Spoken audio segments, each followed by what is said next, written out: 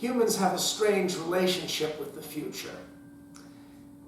Other creatures live their lives embedded in time. Some are capable of basic planning, their next steps, or wondering where their prey are going to be next. But we contemplate our position in time. And one of the reasons is that we developed an organ that no other creatures on Earth have. It is this pair of little nubs above the eyes called the prefrontal lobes that are involved in the skepsis or contemplation of our place in time and in society. These are the little nubs that sometimes people relate to the phrase in the Bible, the lamps on the brow, that allow us to make what Einstein called the Gedanken experiment, the thought experiment about what might happen if I do this, contemplated action. What might be the consequences of this course of action? If I raise this notion at the business meeting, if I try to run this yellow light. It is the seat of anticipation, where we anticipate rewards or punishments and modify our actions accordingly and make complex plans. Now, these aren't always right. As a matter of fact, anticipation is always wrong at some level of measurement. Yet we keep doing it because it must have had evolutionary benefits. And over the course of your life, you do cancel out and ignore or push aside some of the worst thought experiments. No, I don't think I'm going to go there. No, I don't think I'm going to do that. And that limits the number of ways that you can be wrong. And then, of course, the way you limit it still further is by getting feedback from other people, called criticism. Now, as a futurist, do you hang out a shingle and say, futurist, and then followed by some letters? Well, no, we futurists don't have a registration agency. We don't have a certification process. That may come, and there's pros and cons to that. It sometimes increases quality, but also decreases competition. But this tradition goes back thousands of years, millions even, if you include the tradition of trying to scope out what's next with these lamps on the brow. And they're not just involved in contemplating possible consequences of actions. This is what we do in science fiction, is we create scenarios that people then contemplate as possible warnings. And the highest form of these warnings would be the self-preventing prophecies that we see in great works of science fiction like George Orwell's 1984 or Huxley's Brave New World, Silent Spring, Soylent Green, Dr. Strangelove, all of which so frightened millions of people that those millions of people spent part of their day for the rest of their lives thinking, what can I do to prevent this thing from happening? That's a very high form of Gedanken experiment or science fiction exploration. If the scenario you present actually prevents itself from happening, the self-preventing prophecy. But this tradition goes back quite a ways. All across known cultures, the vast majority of them, across the last 6,000 years, there were priests or specialists whose job it was to do auguries, to try to probe the future and see if nature or the gods would offer you a glimpse of what's to come. Sheep entrails, tea leaves, astrology. And many of these things carry on today, not just with astrology and mumbo-jumbo with a fringe element. But a large fraction of our population actually believes that the course of the next 1,000 years, perhaps the next 5 years, is embedded in detail in some of their sacred works.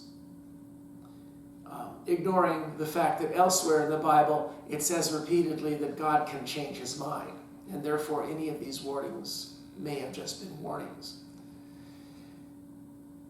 Today, a very large fraction of the economy is engaged in this act of prefrontal exploration of tomorrow.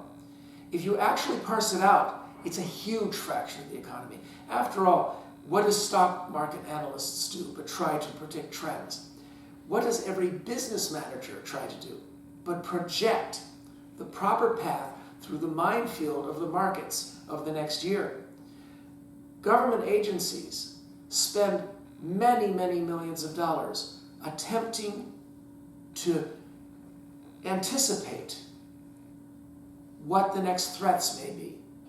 And several of these agencies routinely bring science fiction authors back east once per year to work out scenarios, to consider, here's a minefield in the future ahead of us that you hadn't thought of. Trying to lift our gaze beyond 2 years or 3 years to maybe 5 or 10. On all of these horizons of tomorrow, horizons of opportunity for investment, horizons for threat from terrorism or other nations, farther horizons of threat, the possibility of aliens or the possibility of asteroids coming to the Earth, horizons of inclusion that include the liberal notion of pushing back the horizons of inclusion so that we can include more types of human, and then possibly types of animals, types of AI. All of these issues are horizon-seeking issues. And some aspects of the horizon that have been left to corporations used to be that corporations had 5-year ROI, return on investment, horizon. Since Milton Friedman, some 10, 15 years ago, the horizon of investment for corporations has shrunk, except for in Silicon Valley, has shrunk to 1 or 2 years at most. Governments have tried to fill in. Philanthropists have tried to fill in. But they fill in by consulting folks like us. And the question is, if we're so smart, how come we're not rich? There is a phrase that all young scientists are taught. What if I'm wrong? And we need to remember this in the futurist field. We try to deal with this by coming up with scenarios that say, here are 5 different decision branches that could result in these scenarios. And then our corporate customers or government customers at the meeting, they feel edified by these typically 5 or 3 different scenarios. But these really aren't comprehensive. It's a flawed method.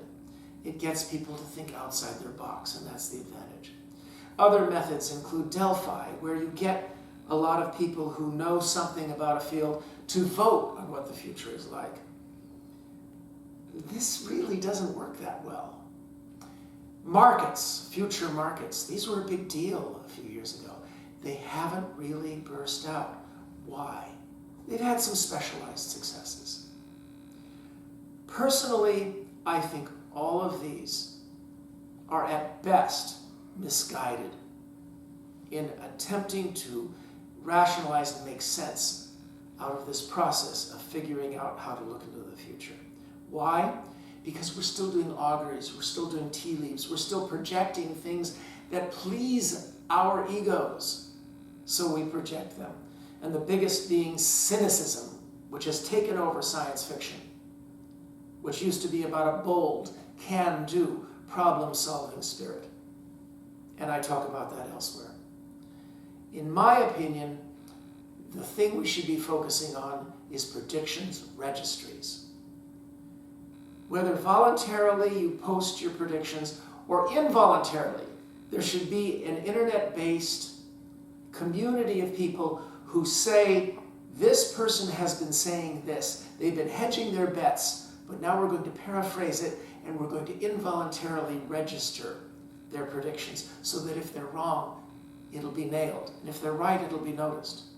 Why do I obsess on this particular concept? Because we don't know what the hell we're talking about. We don't know what we're doing.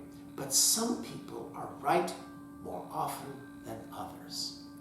And that's what we should be aiming at. We should be aiming at detecting which people on planet Earth happen to be right a lot.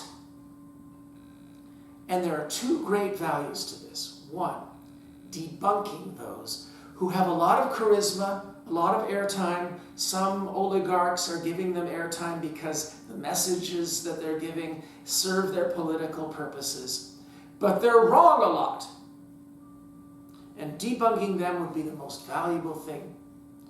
But the other aspect to this is finding people who are anomalously right a lot, even if they have no charisma, even if they have no backers, because they might have latched onto some technique, maybe even without knowing how they're doing it.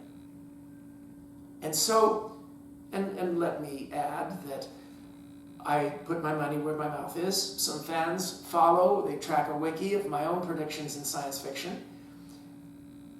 It's way above average, with some real howlers of bad predictions. The point is that this is a method that I believe we should be focusing on right now, because it applies accountability to these prefrontal lobes. And if we were to just do the process of finding out who tends to be right a lot, then we'd get two great things. Insight into their methods. And second, the rich and powerful would then know who to go to get advice, and then the rich and powerful would be right a little more often. So, that's my thought about futurology and prediction, and let's hope it turns out to be right.